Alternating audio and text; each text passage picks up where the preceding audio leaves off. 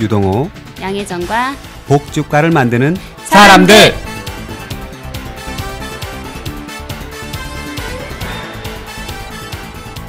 안녕하세요, 혜연 씨. 안녕하세요. 오랜만에 봬요.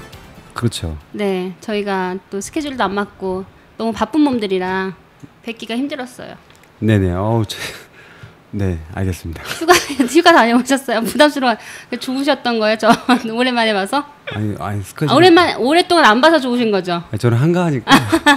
혜정 씨 스케줄만 맞추면 다 됩니다. 휴가는? 휴가요? 휴가 갔다 왔습니다. 어디로 다녀오셨죠? 연천에 네. 일이 있어가지고 네. 같이 좀 갔다 왔습니다. 지금 여러분께 좀 한 가지 양해를 드리자면 저희 그 스튜디오 안에 게스트분 하고 또 동물이 하나 들어와 있는데 그래서 잠깐 임시보호를 하고 있는 강아지가 들어와 있어서 살짝 짖는 소리나 헐떡이는 소리를 들어가더라도 좀 양해를 부탁드리겠습니다.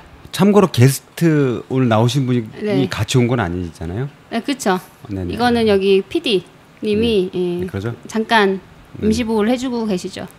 그 전에 전할 내용이 좀 있다고요. 네, 저희가 진짜 100만 년 만에 댓글이 올라왔어요. 100만 년. 그래서 서두에 귀한 게스트분을 모셔놓고도 제가 이걸 먼저 하겠다. 어떤 건데? 정답을 맞추신 댓글이긴 한데요. 이분 혹시 그 주소 받으셨어요? 이분께 말씀을 드리겠습니다. 꼭 22일 날 댓글 다신 분은 거기 다시 한번 댓글 확인해 주시고요. 이메일로 연락처랑 성함 알려주시면 책과 문화상품권 보내드리겠습니다. 댓글은 그러니까 15회 퀴즈 정답 선별복지라고 말씀하셨고요. 안녕하세요. 방송 애청자 중 한 명입니다. 저는 사회복지를 공부하고 있는 대학생입니다. 대학생들이 즐겨 듣는 교육을 위해 진정한 사회복지를 공부하기 위해 이렇게 듣고 있어요. 이건 제 말이에요. 그래서 복지공부차 방송을 듣다가 기현주 팀장님이 나온 방송을 듣고 좋은 말씀 잘 들어서 감사드린다고 알리고 싶어 후기 적습니다.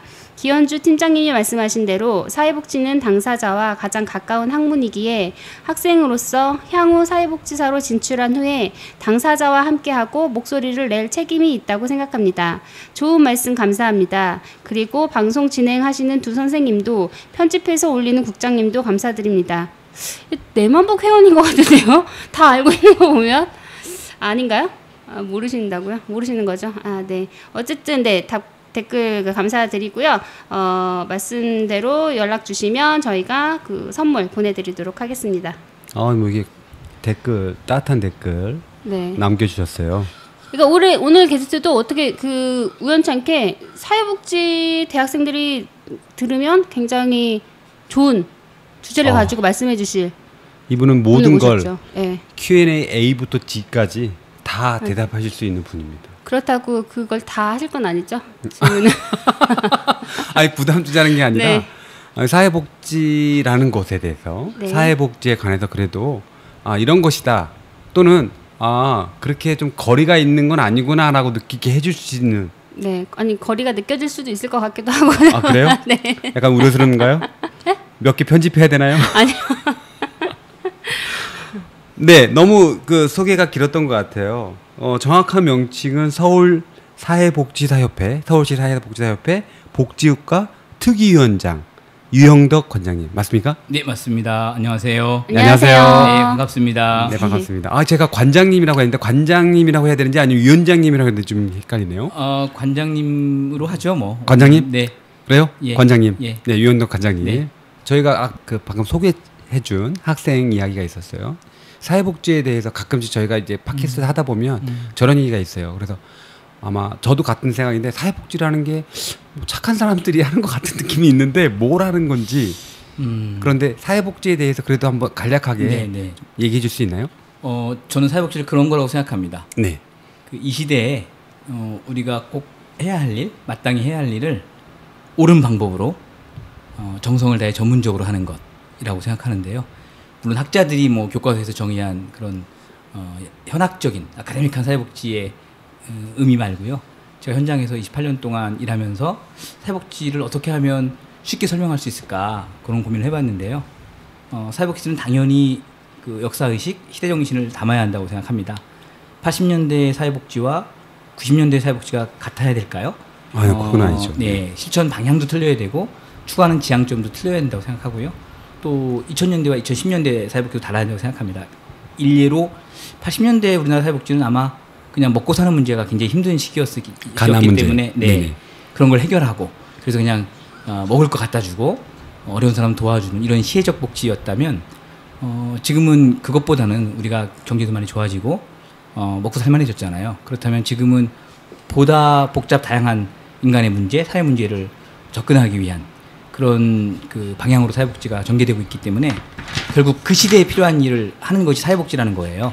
그래서 첫 번째는 우리 시대에 필요한 일을 하는 게 사회복지다. 그리고 무조건 그냥 막 하는 게 아니고 옳은 방법으로 하는 걸 고민해야 한다는 거죠. 사회복지는 그래서 철저하게 윤리적으로 실천해야 되고요. 그래서 옳은 방법으로 해야 되는 거다. 그리고 사회복지사는 어쨌든 직업적 특성 때문에 윤리식을 가져야 되는 거죠. 윤리식을 가져야 되니까 옳은 방법으로 당연히 해야 되는 거고 그리고 사회복지사는 일반인들이 생각하는 것처럼 다 선한 일 하는 사람, 좋은 일 하는 사람이니까 그래도 기본적으로 정성을 다해서 당사자를 섬기고 당사자를 돕고 하는 일들을 해야 되는 거죠. 그래서 그런 것들을 이렇게 조합했을 때 사회복지란 건 이 시대에 우리가 마땅히 해야 할 일을 옳은 방법으로 그렇다고 아무나 할 수 있는 건 아닌 사회복지 전문가가 해야 되는 사회복 전문적 활동이다라고 이야기할 수 있겠습니다. 봤죠? 보셨죠? 네, 들었어요. 그렇죠. 네네. 그러니까 가깝게 느껴지고 멀게 느껴질 수도 있다는 거예요. 굉장히 내가 어렵게 설명했나 봐요. 아니 어렵게 설명한 게 아니고 사회복지 길이 그러니까 전문적이면서 옳고 바르게 가는 길 쉽지 않거든요. 정성을 또 다해야 되니까. 그러니까 네. 굉장히 그래서 네네. 또 이제 그렇게 실천하고 계신 분이니까 또 이렇게 말씀을 하시는 거잖아요. 그러니까 따라가기 되게 어렵다. 느낄 수 있다. 근데 뭐 사회복지 중에서도 다양하니까. 여러 가지 내용 중에 관장님께 말해주신 역사의식, 그다음에 윤리적인 거, 옳은 방향이라는 말이 참 되는데 여기까지를 보면 어느 정도 다른지 것 같은데 맨 마지막에 전문가가 해야 된다는 그 분야가 이게 약간 좀 더 와닿았어요. 그러니까 사회복지라는 그 일이 되게 특수적이고 전문적인 것이 요구된다고 느껴지거든요. 네, 맞습니다. 실제로 우리가 보면 봉사 잘하면 되는 거 아니야 이렇게 생각하거나 착하면 되는 거 아니야 했는데 맨 마지막 부분에 관장님 말하니까 그래서 사회복지사라는 전문가죠. 전문가가 어떤 걸 갖고 될지 약간 좀 궁금해한데 현장에서 그만큼 니즈라고 해야 하나요? 요구성이 강하거나 특성이 있다는 거 아니겠습니까? 그러니까 사회복지 전문성이 분명히 있는 거죠. 네. 그러니까 전문직의 속성이 사회복지사들도 있는 거고요. 우리 사회에서 이야기하는 전문직의 속성이라는 게 지식, 기술, 그 분야와 관련된 가치와 윤리, 또 사회적 인정이잖아요. 그 네 가지를 사회복지사들도 갖고 있는 거죠. 사회복지와 관련된 전문 지식을 대학에서 공부했고, 뭐 꼭 대학이 아니더라도 어떤 다른 과정에서 공부를 했고요. 또 경험이 쌓이면서 기술도 계속 늘어나야 되는 거고, 뭐 의사들이 처음에 이제 막 이렇게 뭐 의사로 입문했을 때보다 오래 근무하면서 수술도 많이 하고 그러면 임상 경험이 쌓이면 의사로서의 기술이 늘잖아요. 그것처럼 사회복지사들도 실전 기술이 늘어나야 되는 거고요. 또 당연히 사회복지사라는 직업이 갖는 직업적 특성 때문에 아까 말씀드린 것처럼 가치와 윤리가 굉장히 중요하게 또 여겨지는 거고요. 이 세 가지가 기본적인 전문가의 속성인데 그것 플러스 사회복지사들도 전문 자격 제도가 법적으로 갖추어져 있잖아요. 국가고시를 통해서 1급 자격증을 취득해야 되는, 그러니까 사회적 인정이라는 부분, 자격 제도라는 부분에 있어서도 분명히 전문가라고 자처할 수 있는 거죠. 그게 사회복지사가 전문가인 이유라고 저는 생각합니다. 네. 듣고 보니까 전문가 대접을 해주세요. 네, 전문 MC. 간만에 보니까 전문가 같아요. 그렇죠. 네, 평상시에도 당연히 제가 전문가 인정했죠. 네네. 아니, 좀 전에 말씀하신 건데 질문은 안 나왔는데 네. 제가 옳은 방법으로를 좀 얘기하고 싶어서요. 네네. 그래요? 그분 굉장히 질문하려고 했습니다. 전문가가 네네. 들어오셔가지고 네, 옳은 방법은 무엇이냐? 굉장히 중요한데요. 네네. 예를 들면 이런 거예요. 당사자가 필요하다고 해서 예를 들면 저희 복지관 같은 경우에 작년에 왜 한참 그 매스컴에서 여성용품 너무 가난한 청소년들이 여성용품이 없어서 신발 깔창으로 그걸 대신하고 뭐 이런 안타까운 사연들이 있었잖아요. 네, 있었습니다. 그 동네에 그 기업이 한 군데 있었는데 기업에서 좋은 뜻으로 여성용품을 후원하고 싶은데 전달식을 하고 싶다. 그래서 아이들이 좀 왔으면 좋겠다는 거예요. 그래서 제가 첫 번째 담당자에게 요구한 게 아이들을 불러서 여성물 전달하는 건 우리는 안 하겠다. 그건 못 하겠다 그래라. 그죠. 좀 애매한 네, 당사자들. 그거는 그 친구들에게 굉장히 모욕적인 일이 될 수 있거든요. 근데 그거를 쉽게 생각하는 사람들이 더 많다는 거예요. 아이들에게 도움이 되는 일인데 뭐라고 생각하는 경우도 있고요. 또 대표적으로 교회 같은 데서 네. 장학금 저소득 아예 현수막을 걸어요. 부르 청소년 뭐 장학금 전달 예배 이렇게 해가지고 아이들 다 불러서 앞에 앉혀놓고 예배를 드리고 하나하나 호명해가지고 장학금 전달하고 이런 것들은 우리가 충분히 그 교회 목사님이 그 설득을 하면 내가 생각이 짧았다고 다 받아들일 텐데 사회복사들이 그런 생각을 못 하는 거예요. 그래서 그냥 아이에게 도움이 되는 거니까라고 생각해서 그냥 가거든요. 또 주민자치센터 이런 데서도 연말 되면 뭐 청소년 육성회 이런 데서 부르청은 장학금 줘요. 꼭 아이들이 와야 돼요. 그런 부분들도 그분들을 설득하면 충분히 부모님을 오게 한다든가 또는 복지관을 통해서 이렇게 전달하게 해준다거나 이런 것들 우리가 철저하게 고민을 해야 되는데 그런 고민이 지금 없죠. 그냥 아이들한테 도움이 되는 건데 클라이언트에게 도움이 되는 일인데 뭐라고 생각하는 경향이 있다는 거예요. 그래서 저는 옳은 방법으로라는 것을 굉장히 심각하게 사회복지에서 고민해야 될 부분이다라는 생각을 갖습니다. 네, 위원장님. 네. 갑자기 위원장님. 강의 듣는 것 같죠? 네네. 네.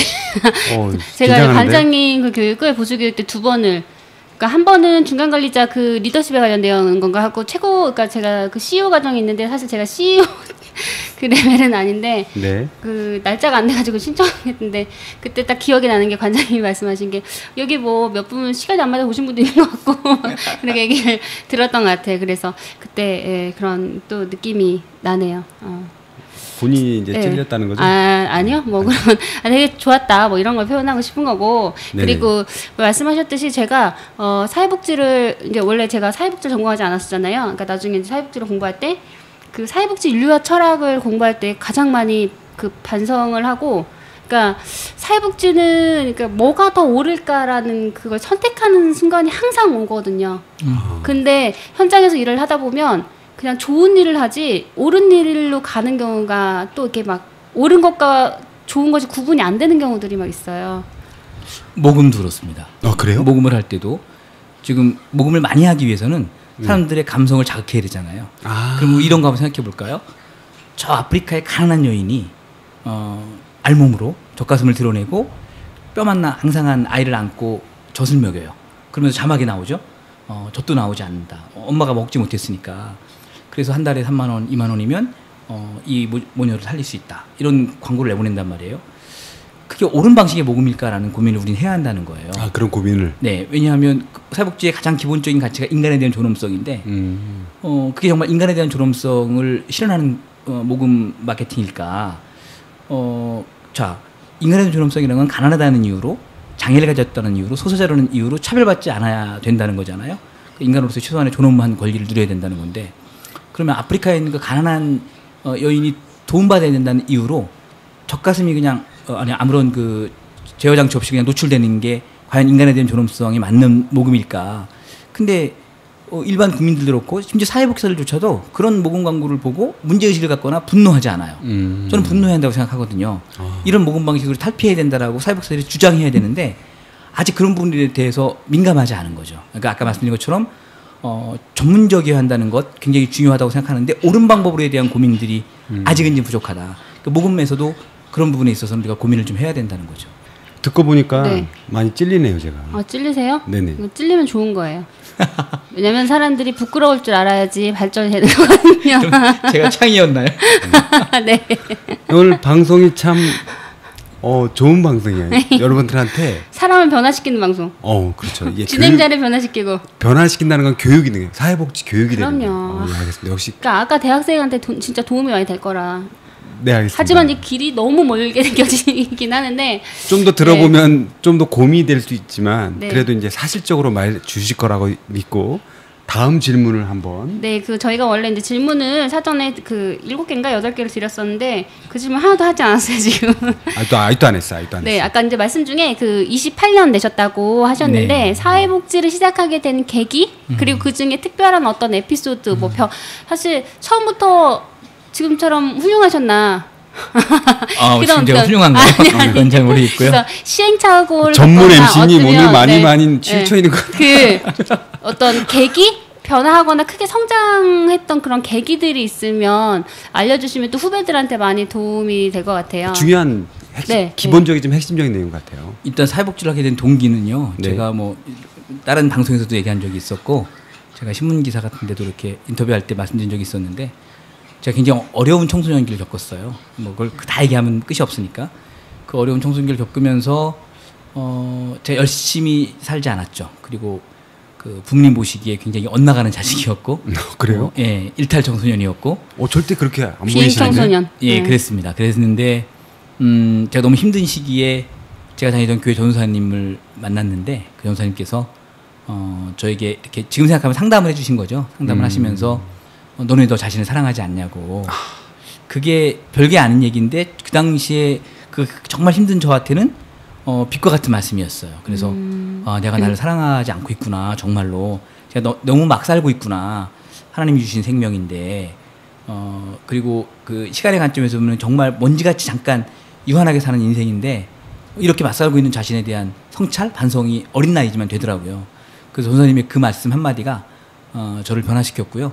그래서 그때부터 제가 잘 사는 제가 나를 사랑하는 길이 어떤 걸까. 근데 그 당시에 제가 어쨌든 학생 신분이었으니까 그냥 이렇게 대충 사는 거에서 좀 벗어나서 내가 학생으로서 가장 나를 사랑하는 길은 일단 내가 주어진 본분에 충실하는 거다. 그래서 열심히 공부를 했어요. 그래서 공부를 열심히 해서 고3 때 정말 뭐 흔한 얘기로 영혼을 묻고 공부할 정도로 진짜 예, 영혼이 송두리째 뿌리 뽑힐 만큼 예, 그 각오를 하고 공부를 했습니다. 그래서 네. 공부를 해서 제가 내신 등급은 낮았지만 한육고사 점수가 꽤 잘 나왔어요. 그래서 이제 점수를 받아놓고 뭘 공부해야 되나 대학 가서 그런 고민이 들었죠. 그래서 전사님을 찾아갔습니다. 찾아가서 전사님 제가 전사님처럼 누군가의 삶에 영향을 미치고 한 사람이라도 삶을 변화시키고 싶은 그런 삶을 살고 싶다. 왜냐하면 제가 청소년기 때 그렇게 방황하다가 그 전사님의 영향력으로 제가 새로운 인생을 살게 됐으니까 그때 저에게 네가 그런 삶을 살고 싶으면 사회사업이라는 학문이 있다는 거예요. 그 당시에는 사회복지를 사회사업이라고 했어요. 지금은 사회복지가 일반적인 용어지만 그때는 사회사업이 훨씬 일반적인 용어였습니다. 그래서 대부분의 우리나라 사회복지학과가 그 당시에는 사회사업학과라고 이름을 불렀었고요. 그래서 사회사업이라는 학문이 있는데 그걸 공부해보라 그러는 거예요. 그래서 제가 사회사업이 뭐예요? 그랬더니 어렵고 힘든 사람을 너처럼 어려움을 겪었던 사람들을 돕는 데 있어서 전문적이고 조직적으로 체계적으로 돕는 방법을 공부하는 학문이다. 그 당시에 84년에 제가 84학번인데 84년도에 사회사업을 그렇게 정의할 수 있는 사람이 많지 않았습니다. 그러네요. 네, 그래서 그렇게 얘기를 해주셔서 제가 그 연세대학교 사회사업학과를 진학하게 됐고요. 그리고 공부하는 동안 그래서 제 동기들은 대부분 저희 때는 1지망, 2지망이 있어서 1지망으로 사회복지학과나 사회사업학과 온 친구가 거의 없어요. 다 그냥 뭐 정액과 신문방송학과 이런 데 지원했다가 거기 떨어지고 2지망으로 와서 그냥 재수하기 싫으니까 다녔는데 저는 1지망이 아예 사회사업학과였습니다. 1지망이. 그래서 사회사업학과로 들어와서 공부하면서 물론 이제 제가 다녔던 그 대학 시절은 우리 사회가 굉장히 어려운 시기였잖아요. 뭐 그 군부독재 시절이었고 그래서 뭐 운동장에서 스크럼도 많이 짜고 소위 말하는 뭐 운동도 좀 하고 그랬지만 제 마음속에 어쨌든 졸업 이후에 어려운 사람들 또 소외된 사람들 이런 사람들을 돕고 그 사람들의 삶을 변화시키는 일을 해야 되겠다라는 생각은 계속 꾸준히 가졌었고요. 그래서 졸업하면서 저는 기업에 가거나 다른 뭐 직업을 택할 생각 전혀 없었습니다. 그래서 졸업하면서 곧바로 사회복지 현장에 발을 들여놨죠. 그게 제가 사회복지를 하게 된 계기입니다. 철이 되게 일찍 드셨어요. 저는 23살. 그래요? 23살 때 처음으로 어떻게 살아야 되나 그런 고민했거든요. 그래요? 중요한 이유 중에 하나가 이제 간호사를 너무 하기 싫어가지고 고민하기 시작했었죠. 그래서 저는 일찍 방황했잖아요. 많이. 방황을 일찍 해야 되는구나. 저요? 방황도 하긴 했었는데. 그래요? 철은 굉장히 늦게. 지금도 방황하는 건 아니죠? 모르겠어요. 네, 방황하지 말고 오늘 진행은. 네. 다음 질문 혹시 준비되어 게 있나요? 네, 제가 이제 요즘에는 뭐 평가제도도 바꾸고 뭐 사회서비스공단도 뭐 품질관리공단 얘기도 뭐 언급이 되고 있고 평가제에 대한 비판들 이런 걸 많이 나오고 있고 또 서울시에서는 서울시 자체에 대한 그 서울형 평가를 또 이제 실시를 하면서 뭐 장애인복지관이나 이런 데는 또 시범으로 전투 평가하기도 했고 거주시설도 얘기도 나오고 다른 데 나오는데 그리고 또 요즘에 또 4차 산업 관련된 것도 엄청 많이 나오고 복지관이 안에서 오시는 분들만 서비스를 하는 게 아니고 이제 밖으로 나가는 그리고 그 찾아가는 동주민센터 이런 사업들도 엄청 지역사회 속으로 들어가는 사업들을 많이 하고 있는데 그래서 사회복지관에서 오랫동안 이제 관장으로 일하셨고 28년 동안 또 일을 해오신 입장에서 지역사회에 대한 어떤 복지, 그 안에서의 사회복지사 역할 또 그 더 크게 나가서 복지관의 역할과 어떤 미래에 어떻게 바뀔 것인가 혹시 예측하시는 게 있으신지. 요거는 좀 최근에 트렌드가 지역과 마을 네, 맞습니다. 이런 개념인데 어떻게 생각하시는지. 처음에 평가 얘기를 해가지고 저는 평가에 대한 견해를 물어보는 줄 알고 긴장했어요. 그 질문지 없었는데 그랬는데 이분 맨 마지막에 들어야 돼요. 요즘 방황하고 있는 것 같아요. 그래서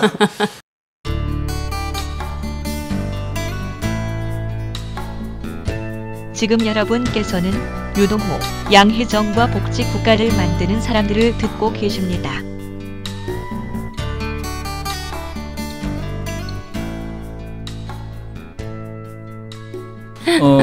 지금 이 시대의 사회복지는 지역을 얘기하지 않고 논할 수 없다고 생각하고요. 당연히 마을을 이야기하지 않고 복지를 얘기할 수 없다고 생각합니다. 과거처럼 그냥 한 개인의 어려움을 돕는 일이 아니고 지역. 예, 사회복지라는 게 거시적인 관점에서는 어쨌든 제도와 정책 관련된 문제이고요. 제도 정책을 바꿔서 기울어지는 운동장을 평평한 운동장으로 만들고 모든 사람들이 기회평등을 갖게 하는 게 사회복지의 중요한 또 가치이기 때문에 거시적으로는 정책과 제도에 접근할 수밖에 없고요. 미시적으로는 지금 제가 말씀드린 것처럼 개별적으로 어려움을 겪는 사람들의 문제를 사회복지사가 상담도 하고 자원도 연계한다거나 이렇게 해서 돕는 부분이 있겠죠. 근데 그런 국가 차원에서 정책과 제도 그리고 미시적인 차원에서 개인의 어려움을 돕는 것 그 중간에 저는 마을이 있다고 생각해요. 그래서 그걸 흔히 얘기하는 중범위 차원의 접근 이렇게 얘기하는 거죠. 개인을 미시적인 차원으로 도와야 된다면 거시적인 차원에서는 정책과 제도를 통해서 사회복지의 가치를 실현해야 되는 거고요. 그 중간 자적인 역할 또는 중범위 차원의 역할이 저는 마을이 있다고 생각하는데 결국 마을이 갖는 의미는 이 시대에 사라진 공동체를 회복하는 거고 연대의식을 회복해야 하는 거라고 생각해요. 아까 잠깐 사회복지 가치를 얘기했는데 사회복지 가치가 우리가 교과에서 배울 때 인간에 대한 존엄성 또 정의로운 평등 사회적 연대의식 이런 걸 배웠거든요. 그래서 마을이야말로 사회적 연대의식을 실현할 수 있는 기반이다. 근데 지금 마을이 사라졌잖아요. 그 마을을 살리는 길은 결국 주민들이 자각된 주민들을 자꾸 발굴해야 되고요.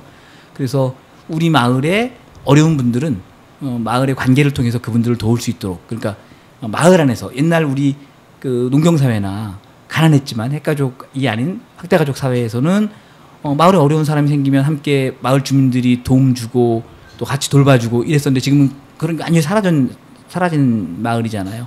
그래서 그런 걸 회복하는 게 굉장히 중요한데 그 역할을 저는 복지관이 해야 한다고 생각하는 복지관이. 거예요. 복지관이 과거처럼 그냥 찾아오는 주민들에게 뭐 저렴한 가격으로 피아노 가르쳐주고 뭐 어머니들에게 뭐 무슨 요리 교실 해주고 이런 거는 지금 현 복지관의 역할은 아니고요. 그건 뭐 80년대, 90년대 그런 역할이 일부 필요했겠지만 지금은 복지관이 그런 역할을 하면 안 된다고 생각하고요. 안 된다기보다는 그거는 복지관이 하지 않아도 하는 곳이 너무 많아진 거죠. 문화체육센터, 주민자치센터. 그 복지관의 정체성이 거기에 있다고 생각하지 않습니다. 그래서 이제는 복지관이 아까 말씀하신 것처럼 우리 양희정 선생님 말씀하신 것처럼 지역에 들어가야 되는데 지역에 들어가는데 왜 들어가느냐는 거죠, 도대체.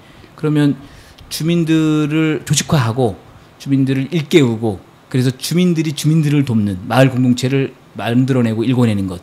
그게 사회복지사 역할이고 그래서 저는 사회복지사가 이 시대에는 다 주민 조직화, 지역사회 조직가가 돼야 된다라는 생각을 하는 거고요. 물론 일부 아직도 마을에 또 그 서비스 대상 지역에 어려움을 겪는 분들이 계시기 때문에 그분들을 대상으로 아까 얘기했던 개별적인 접근들, 미시적인 실천들, 사회관리라고 얘기하죠. 그래서 어려움을 해결하기 위한 자원을 연계한다거나 상담을 한다 이런 서비스가 분명히 필요하지만 그것이 전부는 아니라는 거예요. 그건 아주 일부분인 거고 궁극적인 지향점은 연대의식을 회복하는 것. 그래서 주민들을 조직화하고 그 조직화된 어려운 주민들을 우리 지역에 있는 어려운 주민들 스스로 도울 수 있도록 하는 공동체를 회복하는 것. 그게 저는 진정한 사회복지의 의미 아닐까라는 생각을 하는 겁니다. 듣고 보니까 이제 아까 예전에 역사적으로 시대적으로 이제 흘렀을 때 사회복지사 어떤 얘기를 하셨던 것처럼 지금은 이제 복지관이 이제 마을을 이제 살릴 수 있는 복지관이다라는. 그래서 저희 복지관도 미션이 뭐냐면 함께하는 우리 행복한 마을이에요. 그러니까 우리 복지관 미션이라는 게 그 조직의 존재 이유잖아요. 우리 조직의 존재 이유는 뭐 주민들의 최상의 서비스를 제공한다 이런 게 아니고요. 서비스 제공이 아니고 함께하는 우리 행복한 마을. 그러니까 우리가 사회복지사도 그렇고 주민들도 그렇고 함께함으로써 행복한 마을을 만드는 거. 그게 이제 우리 복지원의 미션이거든요. 저는 그렇게 가는 게 맞다고 생각합니다. 지금 현재 그 관장님도 했지만 위원장님이시잖아요. 네네. 그 서울시 사회복지사 협회 특별위원회, 복지국가 특별위원회. 앞에 복지국가란 딱 명칭이 딱 바뀌고 특위위원회 위원장이십니다. 네. 그 입장을 좀 물어보지 않을 수가 없는데 이 특위위원회를 만든 이유가 있나요? 그건 사실은 제가 만든 건 아니고요. 아 그래요? 저희 만드신 줄 알았어요. 너무 솔직해. 나는 이거 하려고 만든 줄 알았잖아. 너무 솔직하시다. 지금 회장하시는 장재구 회장이 네네. 또 복지국가에 대해서 굉장히 관심이 많으시고 결국 사회복지사 역할이라는 게 아까 말씀한 것처럼 어려운 사람을 개별적으로 돕는 것에 국한되지 않고 사회복지사들이 어쨌든 사회를 변화시키고 세상을 변화시켜야 한다는 가치를 갖고 있는 분이었기 때문에 그분이 이제 회장 되시면서 그동안 없었던 복지국가 특별위원회를 만드신 거고요. 거기에 이제 위원장으로 제가 적합하다고 생각해서 저를 위원장 시켜준 거예요. 제가 만든 건 아니고 저도 물론 사회복지사 역할이라는 게 그렇게 복지국가를 지향해야 한다라는 것에 동의했기 때문에 흔쾌하게 위원장을 맡은 거고요. 그런 점에서 보면 이제 사회복지계 현재 동향에 대해서 어떻게 파악하고 있는지 궁금한데요. 그렇게 가고 있다고 봅니다. 저는. 그러니까 네. 제가 공부할 때만 해도 80년대 90년대만 해도 그냥 사회복지사 그러면 아까 말씀드린 것처럼 그냥 개별적인 어려움을 돕는 그래서 가난한 사람. 예, 네. 그래서 좋은 일 하는 사람 이런 거였죠. 근데 지금은 사회복지사 역할이 그렇게 개별적인 어려움을 가진 사람들의 문제를 해결하는 것에서 국한되지 않고요. 당연히 거기만 국한되면 지금 이 시대에 맞는 사회복지의 동향이 아닌 거죠. 그래서 당연히 아까 말씀드린 것처럼 주민들을 조직화하는 조직가의 역할, 더 나아가서는 국가의 정책이나 제도에 영향을 미쳐서 복지국가로 나아가게 하는 역할, 이런 것들을 사회복지사들이 주도가 돼서 운동을 당연히 해야 되고요. 물론 사회복지사만 하는 건 아니죠. 그 역할은. 근데 사회복지사들은 당연히 마땅히 사회복지가 갖고 있는 가치를 또 철학을 실현시키기 위해서는 당연히 정의로운 평등, 그다음에 사회적 연대의식, 이런 것들이 복지국가하고 맞닿아 있는 거죠. 만나는 지점이 있고. 그래서 당연히 현재 사회복지사들의 동향, 또 사회복지계의 동향은 그렇게 가고 있다고 봅니다. 그래서 미시적 실천과 거시적 접근을 함께 하고 있다라고 보는 거죠. 지금 공부하시는 학생분들 갑자기 이게 상당히 또 사회복지가 또 아니에요. 그 학생들은 이미 다 이렇게 그 습득이 돼 있을 거예요. 그래요? 학생이 돼 있을 거예요. 3학년 이상 학생들은. 예, 알겠습니다. 사회복지 전공한 학생들은. 상당히 파워풀한데요? 저는 공부할 때 그렇게 안 배워가지고. 예전에 시혜적 때 아니야, 시혜적? 아니, 그 시즌은 아니었는데. 90년대? 네, 아니. 2000년대 공부했어요? 사회복지, 2004년에 공부하기 시작을 해가지고 했는데, 이제 물론 그 사회복지 개론을 해주신 그 유예숙 교수님, 마중물 그 교수님께 좀 배워서 그런 건 했는데, 사실 다 미국에서 이제 공부하신 분들이 대거 포진돼 있는 곳에서 공부를 했기 때문에 굉장히 자유주의적인 자본가의 원리, 그러니까 물론 이제 장애인 복지 관련해서는 미국이 재활이나 공학의 그 서비스나 교육이 훨씬 더 좋아요. 근데 보편적 복지라고 해서 복지국가라고 얘기를 하진 않는데 그런 것들이 많이 좀 그 분들한테서 강의에서 많이 배워 나오죠. 뭐 학교는 그래서 밝혀지지는 않겠습니다. 여기 너 이게 대놓고 말해도 되는 거예요 지금? 네, 뭐요? 제가 어느 학교 나왔는지 아무도 모르잖아요. 아니요, 괜찮아요. 네. 저는 이제 그 관장님 되게 이렇게 좋게 평가를 하시고 그렇게 가고 있다라고 말씀하셨는데 이번에 정권이 바뀌고 사회복지사 협회나 이런 그 흐름이 사실은 이제 복지국가로 인한 흐름들이 조금 더 많이 진보적이어졌어요. 바뀌었어요. 여기도 사회복지 정권이 좀 바뀌었거든요. 그래서 그런 부분은 이제 좋게 생각을 하지만 또 한 측면으로는 진짜로 많은 사회복지사 일선에서 근무한 사람들 그럴까? 또 사회복지계의 어떤 그런 정말 적폐 세력이라고 할 수 있는 그 세습의 문제, 어떤 비리 이런 것들이 여전히 많고 거기에서 처음에 일을 시작하는 사람들은 그게 맞다고 생각을 하고 그런 교수들 밑에서 공부한 사람들은 그게 또 맞다고 생각을 하거든요. 예. 사업이니까 이것도. 그쵸. 그 사람들한테는 그 대기업의 어떤 세습 문제처럼 그렇게 하는 경우들이 뭐 교회도 마찬가지고 그런 세습 문제들이 여전히 발생하잖아요. 그러니까 그런 것들도 좀 비슷해요. 그래서 전반적으로 사회복지사들한테 조금 어떻게 바른 어떤 없을 수 없죠. 어느 분야든 다 있을 수 있죠. 어느 분야나 적폐라는 건 있을 수 있고요. 기득권이라는 것도 있을 수 있고. 근데 적폐와 기득권이 옳은 건 아니잖아요. 또 어느 분야든 그 깨어있는 몇 사람들이 또 있을 수 있는 거, 그 사람들 영향력으로 조금씩 저는 진보하고 있다고 보는 건데 제가 말씀드리는 건 좋은 방향으로 가고 있다라고 하는 것은 상대적으로 90년대에 비해서 2000년이 훨씬 더 진보했고요. 진일보했고요.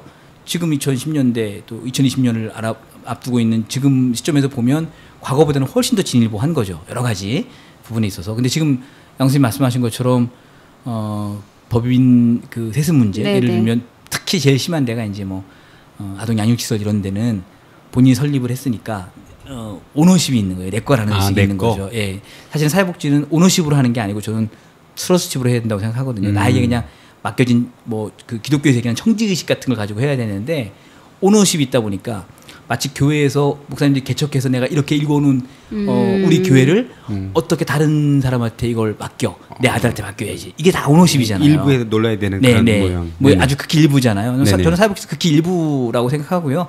교회도 극히 일부가 있듯이 그래서 그 오너십이 이제 있는 법인들이 있어요. 그래서 그거를 세습하는 경우도 있는데 그게 옳은 거 분명히 아니잖아요. 개혁해야 되고요. 네네. 그리고 그 지금 뭐 기득권 세력 중에서도 아직도 사회복지에 대해서 그렇게 지금 양 선생님 말씀하신 것처럼 그런 부분들이 없지 않아 있습니다만 저는 많이 좋아지고 있다고 분명히 보는 거고요. 그래서 저는 조금 진보적으로 제가 주장하는 게 중에 하나가 뭐냐면 굉장히 이제 기관장님들이나 시설장님들이 들으시면 굉장히 불편하실 얘기일 텐데. 그래? 그 저 좋아요. 저희 그런 거 좋아해요. 그래요? 그럼 그러겠는데요? 저는 사회복지 시설의 시설장이나 기관장에게 반드시 임기제를 도입해야 한다고 생각합니다. 임기제? 이런 건 좀 상당히 불편하겠는데요? 불편하시겠죠. 네. 근데 임기제를 도입해야 한다고 생각하고 네. 그 이유는 뭐냐면 법인이 바뀌지 않으면 그 사회복지기관에 임기제가 없기 때문에 그냥 65세까지 일단 그 지치면 할 수 있단 말이에요. 그럼 법인이 바뀌지 않으면 물론 이제 법인이 바뀌면 기관장만 고용 승계가 안 돼요. 그런 차원에서 보면 일반 직원들에 비해서 고용이 불안정할 수 있지만 뭐 법인이 그 바뀌지 않는다면 예를 들면 좋은 리더면 상관이 없는데 저도 부족한 리더지만 정말 엉망인 리더 밑에 있는 사회복지사들이 희망이 없는 거죠. 왜냐하면 뭐 임기제가 됐다면 임기 끝나면 그래도 바꿀 수 있다는 희망이 있잖아요. 우리가 대통령 엉망인 대통령을 모시고 있다 하더라도 다음 희망. 그다음 이제 희망을 걸 수 있는 것처럼. 근데 지금 사회복지계의 시설장이나 기관장님들은 임기가 없어요. 그러니까 법인이 바뀌지 않으면 그냥 그 관장이 뭐 계속 가야 되는 건데 그분이 정말 그 어려움을 끼치는 분이면 사회복지사들이 희망을 갖기가 어렵다는 게 첫 번째 문제고요. 두 번째는 제가 페이스북에 그런 거 한번 썼었는데 어떻게 하면 사회복지계가 혁신될 수 있을까? 어떻게 하면 사회복지기관이 혁신될 수 있을까? 사회복지 서비스가 혁신되면 혁신될까? 또 사회복지기관에 일하는 직원들이 혁신되면 혁신될까? 뭐 이런 고민을 했었는데 저는 결국 그런 모든 것들을 통제하고 좌우하는 요소가 사회복지기관의 리더라고 생각하거든요.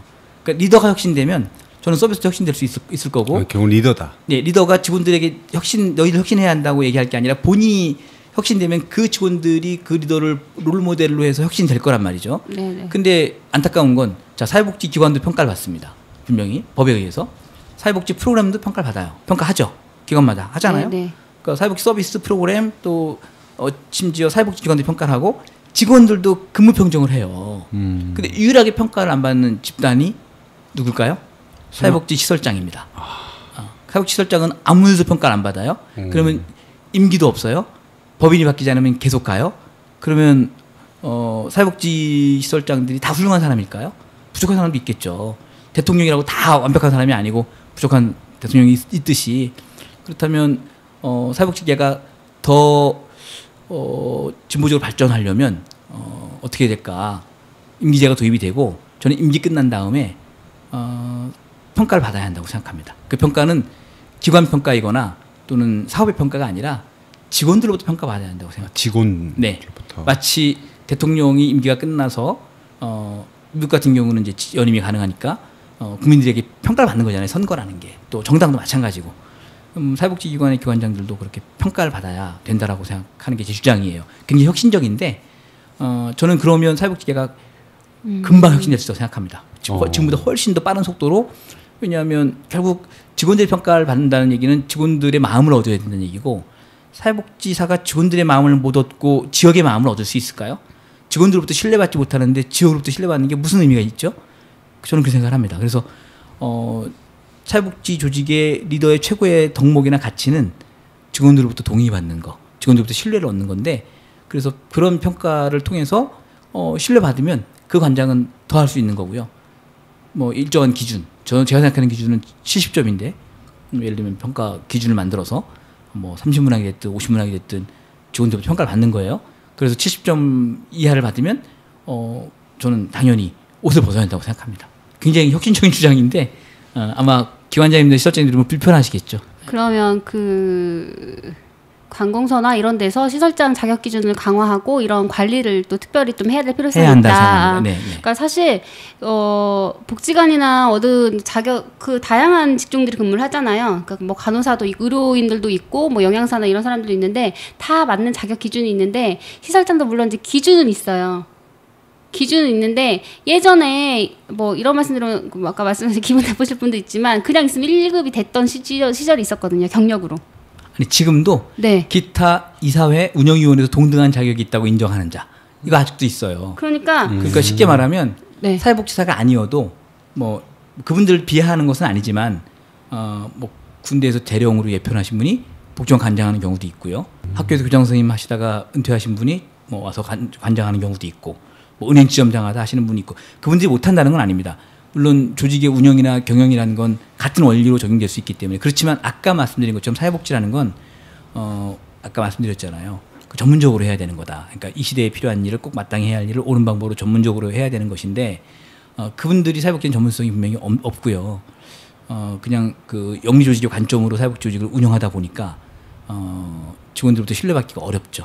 그리고 영리, 수익 이런 관점으로 보니까 뭐 돈 준다는데 왜 애들 안 모이는 거야? 아까 얘기한 것처럼 뭐 그럴 수 있는 거잖아요. 그리고 모금이 되는데 좀 그까짓 거 좀 조금 어때? 이렇게 생각할 수 있는 거죠. 그래서 그런 게 굉장히 중요하다고 생각해요. 그래서 이건 일단 기관장들의 자격 기준도 분명히 강화해야 되고 강화 더불어서 기관장들의 임기제도 도입해야 되고 임기가 끝나면 평가를 통해서 평가 기준을 일정 부분 통과해야 그 사람이 다시 재임받을 수 있도록 하는 것이 제도적으로 정착이 돼야 사회복지계가 급속하게 혁신될 수 있지 않을까라는 생각 같습니다. 지금도 물론 많이 좋아지고 있지만.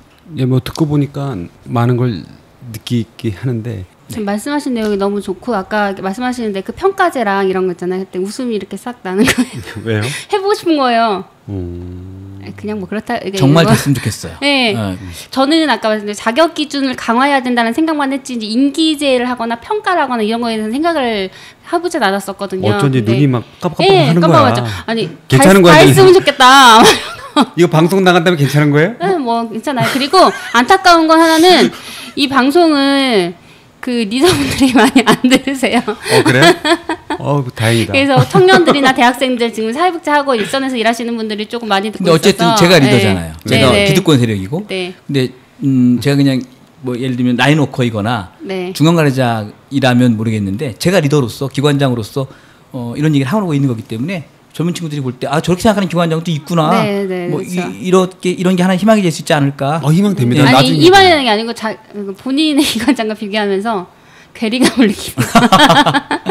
그래서 저는 직원들한테 선언했어요. 우리 위탁이 5년인데 5년 임기 끝나고 나면 위탁 기간 끝나고 나면 우리 법인에서 다시 맞는다 하더라도 나 여러분이 평가받겠다. 그래서 여러분이 평가한 점수가 70점 미만이면 나는 목동복지관에서 관장하면 안 된다고 생각한다. 정말 선언했어요. 그래서 그렇게 할 겁니다. 저는. 그러면 지난 그 시국 선언하고 사회복지 시국회의하고 결성하고 또 이렇게 집회를 계속 많이 다녔잖아요. 그 잘못된 그릇된 리더가 어떤 나라를 망칠 수 있는지를 이렇게 보여준 사건에서 많이 나오셨거든요. 혹시 그때 그 같이 오셨던 목동 종합사회복지관 직원들은 자발적인 건지 그럼요. 그런 거죠? 그럼요. 확인 들어가. 되게 많이 확인 들어가도 되고요. 네. 다만 저는 사회복지사로서 네. 당연히 우리가 이런 가치 갖고 있다면 네. 그냥 있는 건 아니지 않냐. 나는 나갈 건데 네. 혹시 같이 할 사람이 있냐 그랬더니 저는 한두 명밖에 없을 줄 알았는데 네. 굉장히 많은 직원들이 사회복지사가 당연히 그런 시민의식을 가지고 함께 해야죠. 라고 나와주셨어요. 제가 반은 약간 의욕이 있었죠. 이렇게 보면서 되게 많이 나온 거예요. 한 기관에서 주말이잖아요. 다 되게 추웠고 저희가 한참 이제 집회할 때는 그래서 맞아요. 진짜 유영덕 관장님이 되게 좋으신 분인가? 아니면 같이 가자고 제안을 했죠. 선배로서 네. 선배로서 마땅히 함께 해야 된다라는 걸 가르칠 필요는 있다고 생각하기 때문에 제안을 했고요. 그거는 뭐 당연히 자발적인 선택에서 나온 겁니다. 그래서 몇 차례 걸쳐서 이렇게 나오시더라고요. 얼어 죽을 것 같은데. 그래서 세상을 바꿨잖아요. 어쨌든 좀 바꿨죠. 네, 바꿨습니다. 네, 이제 더 많이 바꿔야 될 일들이 많이 있는 걸로 알고 있습니다. 그러다 보니까 그래도 서울시 사회복지사협회 복지국가 특별위원회 위원장이 그러다 보면 현 정부에 대해서 우리가 말을 안 할래 안 할 수 없는 게 있는 것 같아요. 얼마 안 됐지만 이 기조에 대해서 어느 정도 그래도 새 정부에 출마하면서 인수위 기간이 끝났고 이제 정식적인 내각이 출범한 시점입니다. 어떠한 바램과 어떠한 혹시 걱정이 있는지 있다면 혹시 생각이 좀 정리해 줄 수 있나요? 그냥 간단히 말씀드리면 간단하게. 네.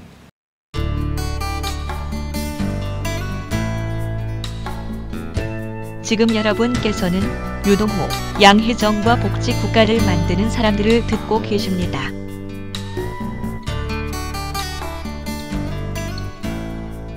조금 더 좌클릭했으면 좋겠다. 좀 더?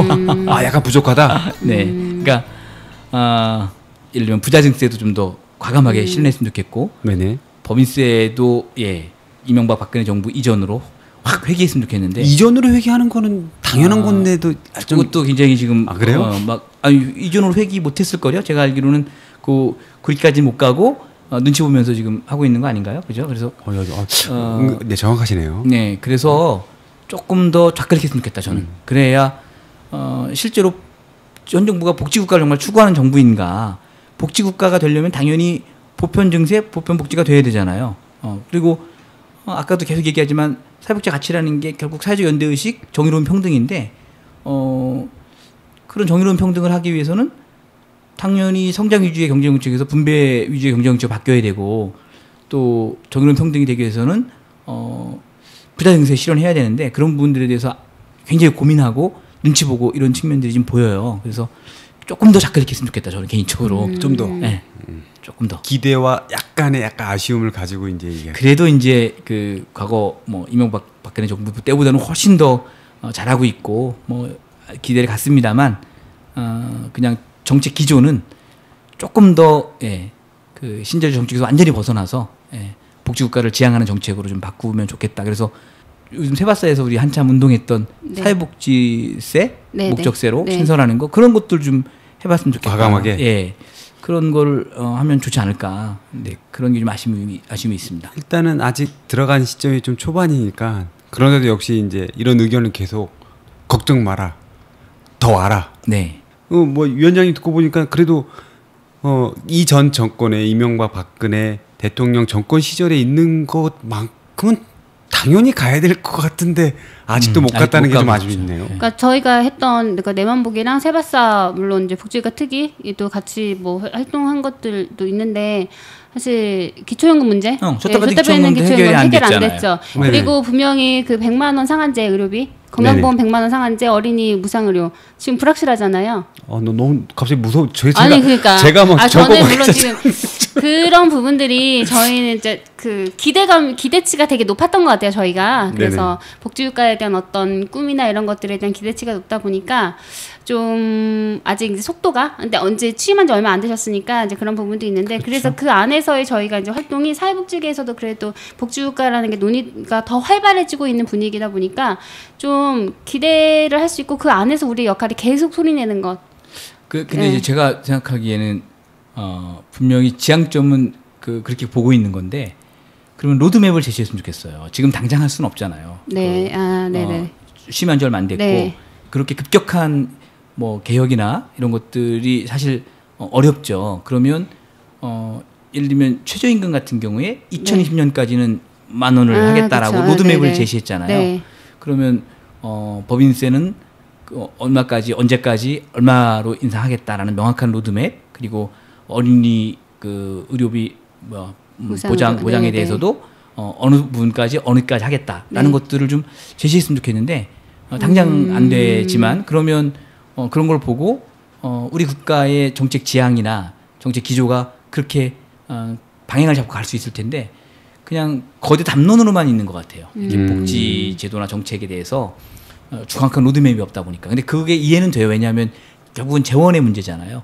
세원이 확보가 안 되니까 재원이 확보가 안 되니까 그런 어려움이 있는데 그 재원 확보 방안과 함께 로드맵을 제시해주면 좋겠다. 조금 더 정교하게 고민해가지고 그런 면에서 보면 지난번 그 대통령 선거 때 후보들 나온 분들 중에 그나마 제가 보기엔 제 개인적인 평가로는 정의당 쪽이 재원과 그다음에 로드맵을 가장 잘 제시했다고 개인적으로 평가하거든요. 네네. 그러면 현 정부도 어쨌든 선거에서 이겼으니까 권력을 갖고 있으니까 권력을 활용해서 정확하게 재원을 어떻게 확보하고 이 확보된 재원으로 어디까지를 할 수 있는지에 대해서 조금 더 정교하게 고민하고 로드맵을 제시해주면 훨씬 더 진일보를 할 수 있지 않을까라는 생각을 갖는 거죠. 관장님이 청와대에 가가지고 들어있어요. 근데 보건복지부 장관이 다른 분이 되셔가지고. 근데 어쨌든 사회복지학과 교수님이 되셨어요. 그래요? 잘 될 겁니다. 그래서. 네. 예전에는 워낙 의사나 이런 사람들이 많이 했어가지고. 네네. 근데 사회복지사 출신이 거의 없었죠. 네, 없었습니다. 네. 한 명 있었죠. 그 김성희 교수님이라고 있었는데 3개월밖에 못 하셨고요. 네, 그 전에 차은봉 교수님이라고 그 한림대학교 네. 사회복지 교수님이 계셨는데 그 김대중 정부 때 계셨고요. 지금 세 번째인데 사회복지학과 교수 출신으로는 현장가로서 복지부 장관 된 분은 한 분도 안 계시고 그나마 이제 학자 중에서 네네. 교수 출신이 지금 세 번째인데 한 분은 이제 3개월밖에 못 하셨고 이번에 되신 분이 그나마 그래도 복지국가에 관련된 기본적인 철학이나 가치를 잘 갖고 있는 분이라고 저는 개인적으로 생각해요. 제가 존경하는 분이거든요. 그래서 조금 더 기대가 되는 건 사실입니다. 근데 복지부 장관 혼자 할 수 있는 일이 아니기 때문에. 예. 네, 뭐 기대한 만큼 결과가 나왔으면 좋겠고 너무 이야기를 급하게 달려온 것 같은데 네. 우리가 이쯤에서 이제 해야 되는 게 있지 않습니까? 네네. 퀴즈죠. 네네. 여러분들이 기다리시면서 잘 들으시지만 답글을 잘 안 다시는 퀴즈 시간이 돌아왔습니다.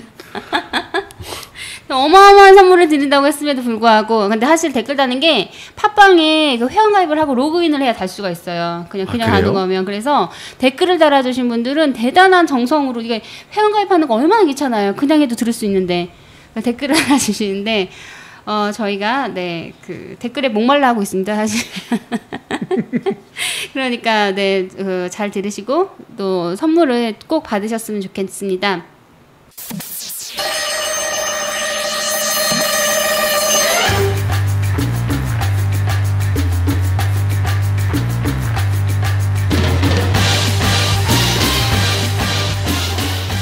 자, 문제 내겠습니다. 지난해, 좀 오래전이죠. 저희가 굉장히 오랜만에 녹음을 하는 거라서 지난해 기현주 센터장님이 나오셔서 청년에 대한 이야기를 좀 나누었습니다. 서울시 청년활동지원센터장으로서 그 센터의 역할을 맡아주고 계신데 여기서 지원하는 사업입니다. 미취업 그리고 실업 상태에 있는 청년에게 지원하는 수당 이름이 뭔지 댓글로 달아주시면 되겠습니다. 네. 뭐 방송에서 항상 나오는 이전 방송에서 하지만 정확하게 플레임을 써야 된다는 거. 네, 그러면 알겠습니다. 지난 방송을 들을 수밖에 없다. 그런 저희의 퀴즈는 네. 낙금용이에요. 아시면서 왜 이러세요? 네, 알겠습니다. 네. 지금도 그 말씀하셨듯이 조금 이제 계속 그 되게 어떤 조금 우리가 생각하지 않았던 부분에 대한 어떤 미션, 비전, 우리의 그런 것들 좀 얘기했는데 좀 가볍게 넘어가면 가벼운 주제로 옮기자면 사실 사회복지사들이 소진 얘기가 굉장히 많이 나오고 있는데 개인 삶에 투자할 시간이 지난번에 뭐 청년에 대해서 얘기 나왔잖아요. 근데 지금 사회복지에 신입으로 들어가면 엄청 일이 뭐 기간마다 다르겠지만 힘들기도 하고 배움도 많고 그리고 또 중간으로 올라갔다. 그럼 위아래에서 이제 눈치를 보고서 일을 하고 더 많은 책임을 갖게 되고 이러다 보니까 소진이라는 얘기가 항상 끊이지 않고 뭐 3년을 사실 되게 많이 보잖아요. 저희가 3년 되면 그래 그런 고민할 때 됐지. 이게 문화처럼 이직에 대한 것들 하는데 그걸 이제 또 다양하게 어떤 취미 활동을도 갖고 계시면서 즐겁게 또 일을 계속 뭐 어떤 그 복지국가 특위 일 하시고 관장 일을 하시고 강의 다니시고 하시는 가운데서도 또 자전거 그리고 노래 를 가지고 여러 방면 또 활동을 하고 계시거든요. 자전거하고 노래요? 자전거, 네네. 자전거 사사모? 사자모. 사회복지 자전거 모임. 네. 사회복지 자전거 모임 약자입니다. 사자모. 사자모와 그리고 클랑클랑 합창단. 클랑클랑 네. 클랑클랑? 네, 합창단이랑 일용이와 영덕이. 예. 다 제가 적어놨는데. 그래요? 네, 저보다 빠르시네요.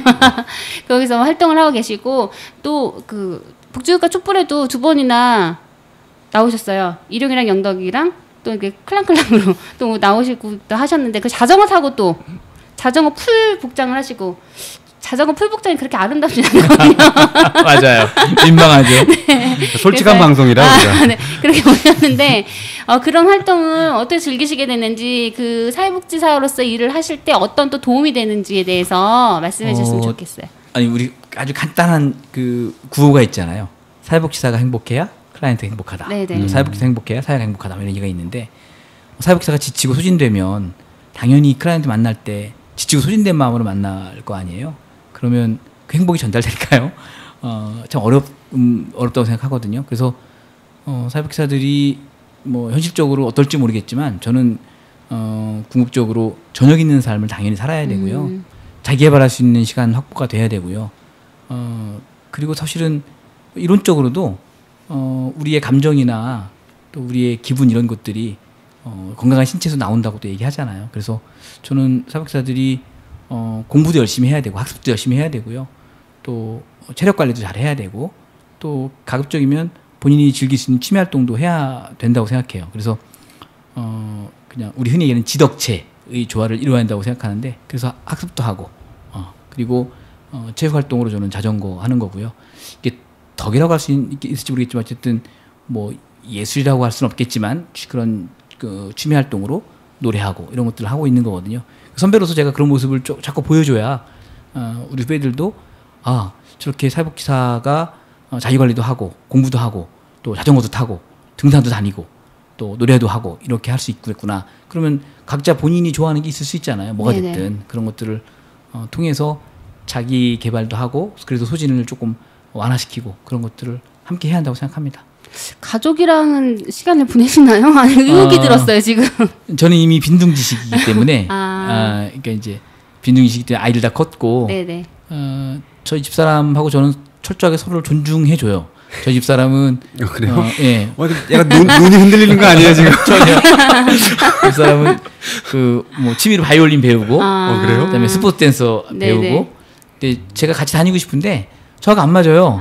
저는 이제 밖에서 야외 활동하는 걸 좋아하는데 자전거 타고 등산 가고 이런 거 좋아하는데 집사람은 야외 활동하는 거 싫어해요. 그래서 안에서 실내에서 스포츠 댄서 배우고 이런 걸 좋아하니까 그래서 아이들은 다 컸고 그러니까 가능한데 저는 젊은 사회복지사를 하더라도 자기 여건에 맞는 활동 할 수 있다고 생각해요. 그게 뭐 아이를 키우고 있거나 지금 정신으로 바쁘게 산다 하더라도 꼭 놓치지 말고 해야 될 것들 중요한 것들은 가지고 가야 되지 않을까.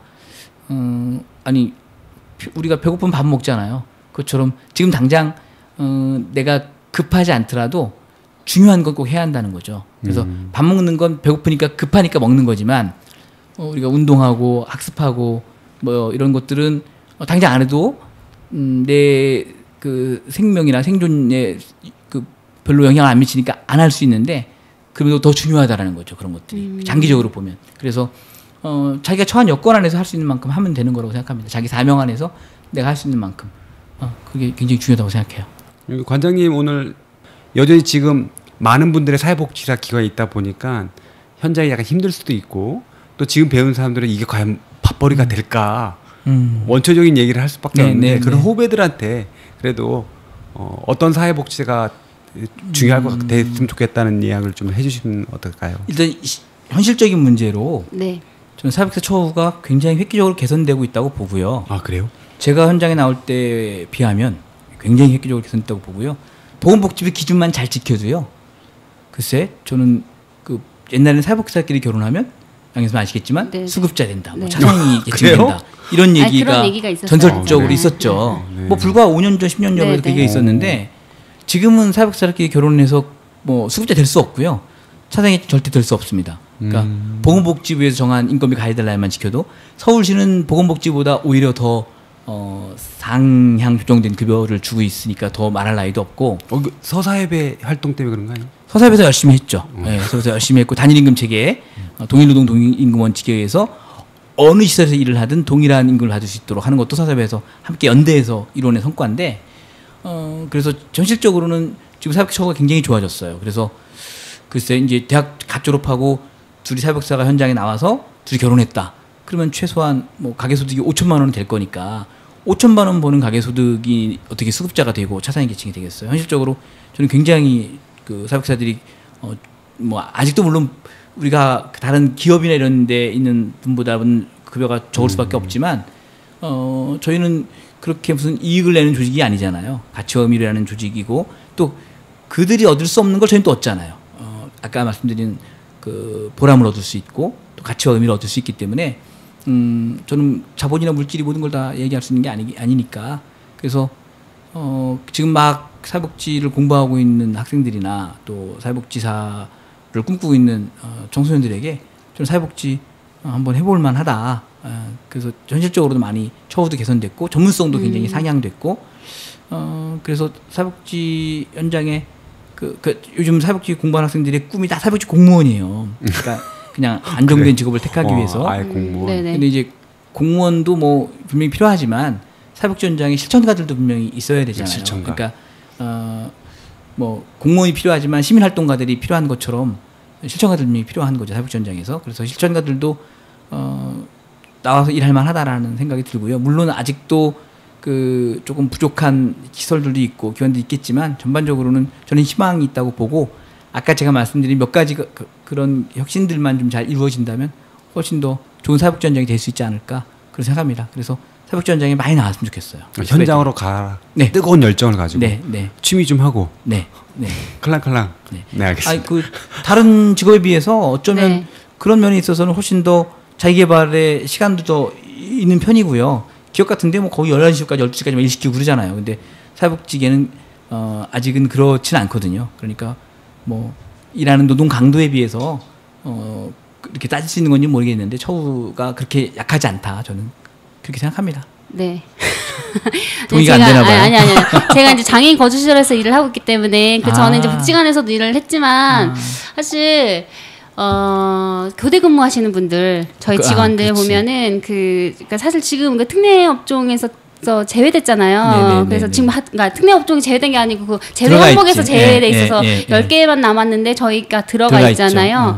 근데 사실 그런 취미를 누리기도 너무 힘든 게 주간 야간 근무하는데 법정 근로 시간은 이미 뭐 그러니까 수당을 주지 않는 시간이 40시간, 30시간 이렇게 막 초과돼 버리고 하니까 그분들은 좀 살기가 힘들고 또 이제 요즘에는 그래도 처우가 많이 나쁘진 않아요. 저희 서울시 기준은 아니고 저희는 복지부 기준이거든요. 근데 사람들이 점점 꺼려하는 것 같아요. 더 많이 여기는 더 이제 장애인 거주시설 같은 경우에는 많이 꺼려하기도 하고 사회복지계 안에도 이제 그런 게 있는 거죠, 그죠? 네네, 그렇죠. 그래서 저는 이제 복지관 중심으로 생각했던 거고, 그쵸. 네, 맞아요. 그래서 그런 그 지역아동센터 같은 경우도 굉장히 열악한 저희보다 훨씬 더 열악한 곳에서 일을 하고 있고 해서 그런 그 동일노동, 동일임금 요거 지금 하고 있잖아요. 그렇죠. 근데 그게 동일 노동이라는 가치를 어떻게 사실 다 볼 것인가도 이제 고민이 있지만 사회복지의 모든 그 종류, 유형 이걸 다 막론하고 같은 방향으로 갔으면 좋겠다라는 사실 또 그게 대원칙이 돼야 돼요. 네, 사실은. 네. 그게 대원칙이 된 상태에서 제가 드리는 말씀이거든요. 네. 그래서 대원칙이 되면 좋지 않을까요? 시간이 많이 초과됐다고 연락을 주셨는데 많은 얘기 하다 보니까 들었는데 그래도 제가 받아도 제가 사회복지 더 공부해야 되는 거 아닌가 이런 생각도 있어요. 그래도 이제 우리가 사회복지 그 중에서 이제 사회복지사 그리고 사회복지사가 어땠으면 좋겠다 현재 관장님으로서 또는 한평생 지금껏 계속 사회복지에 계신 유영덕 관장님 모시고 이야기를 나눴습니다. 감사합니다. 네, 고맙습니다. 네, 멀리서 와주셔서 감사합니다. 감사합니다.